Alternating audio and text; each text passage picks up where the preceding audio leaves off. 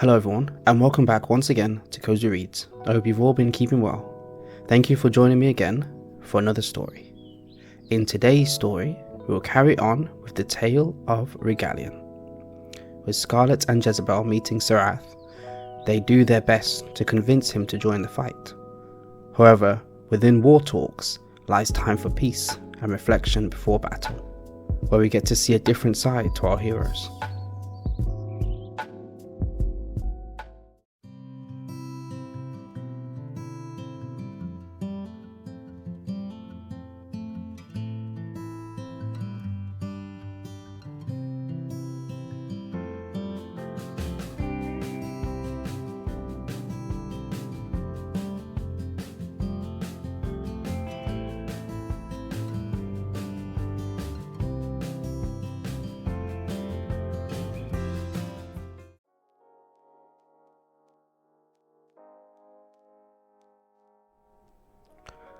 After the tour, they then had dinner, and Jezebel stuffed her face with food that she had never tasted before, food with names that she couldn't even pronounce, and food that she didn't even know existed.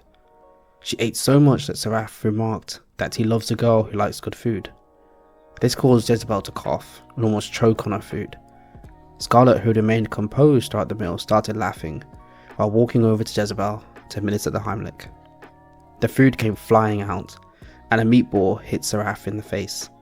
This caused Jezebel to laugh, but she quickly tried to hide it. Scarlett carried on laughing, and Seraph burst out laughing as well, while wiping the meatball sauce from his face. After dinner, they discussed more on the matters of the Reapers and the Daemon, before Seraph retired to his room, and Jezebel and Scarlett did the same. Seraph is a god-forsaken. He has a weapon named Ziz that can slice through the wind at blistering speed. He's extremely powerful, which is one of the reasons why his house hasn't been attacked by the Reapers. He also has a private army always guarding the house. Scarlett explained to Jezebel. Wait, what? A god-forsaken? He's that powerful? And what private army? I haven't seen a private army patrolling the building, Jezebel replied. You've seen the staff, who work around the house, right? Well, they're all part of the private army. They're all trained mercenaries. Killers, hitmen, bounty hunters, etc. They are all powerful in their own right, and Katrina is a leader of their army, Scarlett explained. This information surprised Jezebel. Wait, so we've been in a house of killers this whole time? Jezebel almost shouted, but she remembered where she was, and she quickly composed herself. Before Scarlett could reply, the door to her room opened, and Katrina peeked her head out. I'm sorry to bother you, but Scarlett, I really need your help with something. I seem to have lost a pin on my skirt and it's struggling to stay together. Can you help me look for it? Scarlett blushed a bit and Jezebel smiled and motioned for Scarlett to go. We'll talk later, okay? As we still have a lot to discuss, Scarlett said to Jezebel.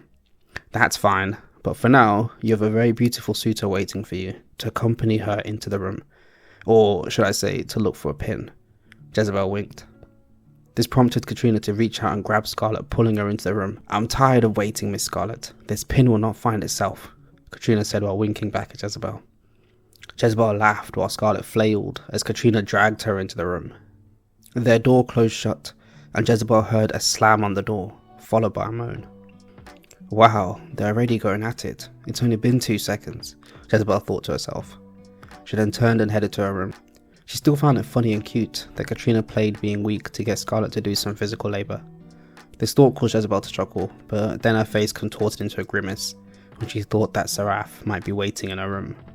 She reached her room and quickly did not find Seraph, to her relief. The room was huge. Jezebel looked around and was again in awe of just how big this house was. The room had high ceilings and a huge king-size bed with pillars on each edge. The bed also had a veil that came over it, making it look beautiful. She walked over to the vanity area. There was a mirror adorned with jewellery and many different types of unopened makeup and perfumes. There was a huge TV across from the bed, with a couch at the foot of the bed and a chair at the desk. The closet was a huge walk-in closet, with all new clothes in varying sizes. Seraph had explained that she could pick whatever clothes she wanted, so long as they fit. But this was a store's worth of clothes. She contemplated on just sleeping in her bra and underwear, but then she remembered Seraph, and she didn't trust him enough to not sneak in and try and take a peek while she slept. If he did though, then she would gouge out both his eyes and force feed them to him. This thought made her smile, and she decided to just grab some pajamas, throw them on and check out the bathroom. When she entered the bathroom, she was hit with a beautiful smell. It smelled of fresh fruits and flowers. The bathroom was huge as well, with a giant mirror adorned with gemstones laid out across the wall opposite the door. This was the first time Jezebel had seen herself after the ordeal, and she looked like a mess. Her hair was everywhere, she had cuts and bruises all over, and her eyes had bags from lack of sleep, while bandages adorned her body. She decided to take a quick shower to wash off as much of the gunk as she could. She made sure to lock the door so no prying eyes would wander in. When she had finished, she left the bathroom and saw Scarlett sitting on the bed. "How did you..." Jezebel started. "Master lockpicking is one of my skills. Plus I knocked and you didn't answer, so I needed to make sure you were okay," Scarlett interjected. "Ah, I guess that makes sense. Well, that is something you would do. So where's your girlfriend?" Jezebel asked Scarlett. "Katrina's passed out. I think it was a bit too much, but we haven't seen each other in a while, so we got a bit carried away. Anyway, how are you adjusting to all this? We haven't had much time to speak about anything else besides the end of the world," Scarlett asked Jezebel. "I'm fine, just a little overwhelmed, but all in all I'm okay, I guess. I just hope that Seraph learns to calm down, or else he will see a very unhealthy side of me," Jezebel replied. This made both Scarlett and Jezebel laugh. "Okay, but you can't hide your thoughts with humour. Even though I might be stoic, I know the importance of talking out your thoughts and feelings when times are hard. That's why I told you about my sister and my past," Scarlett said to Jezebel, looking a little concerned. Scarlett realised that this is the first real intense situation Jezebel has been in. It put it into perspective just how green Jezebel was. "Also, I might as well tell you about the item we pilfered. It's an item that's connected to you. I don't know how yet, and I was planning on asking Skaith once we met up with Max, but all I know is that it is a powerful item, and it belongs to you," Scarlett explained to Jezebel. Jezebel thought about the staff. Scarlett had not allowed it to leave her side, and they covered the top with a cloth to hide its appearance a bit. She became annoyed that Scarlett would risk so much for a staff just because it might be linked to her.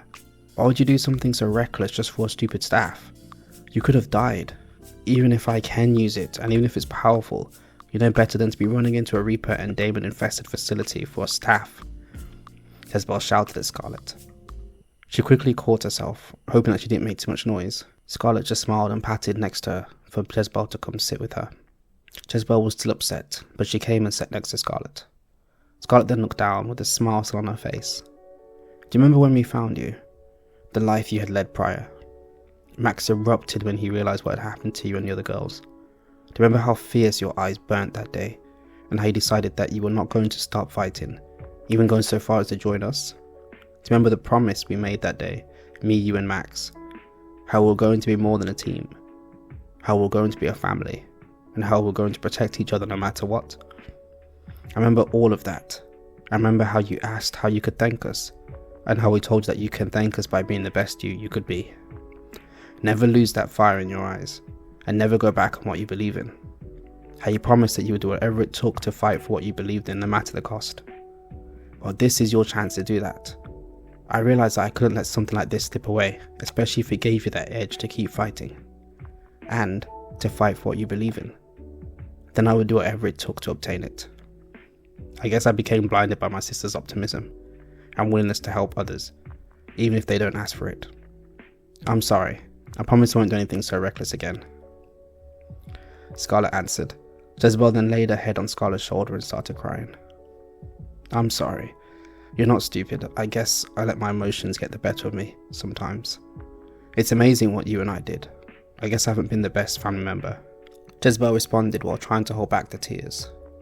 All the pent-up emotions and feelings from everything that had happened had now reached its boiling point, and they came out in a stream of tears. A few tears then left Scarlett's eyes, which she quickly rubbed away. "I guess we're both still in touch with our emotions," Jezebel said, responding to Scarlett's tears. This caused Scarlett to laugh, and she kissed Jezebel's forehead. "Do you want me to stay here tonight? I can help keep Seraph at bay," Scarlett chuckled. "What about Katrina? I can handle Seraph if he does anything. I will gouge out his eyes," Jezebel replied. "Family comes first. And besides, I think me and Katrina have had our fun for now. I'll be seeing her again tomorrow anyway." Scarlett responded. We need to also contact Max and the others as well. Jezebel felt like she was going to start crying again. After thinking about everyone that she wanted to protect. After thinking about Max, the only guy in her life who truly mattered. Yeah, we will have to contact them on a secure line. We don't know how far the Reaper's surveillance goes, but it would be nice to see them again. To see Max again. Scarlett responded. Max always invoked special feelings in Scarlett. Feelings that were different to the ones Katrina invoked in her.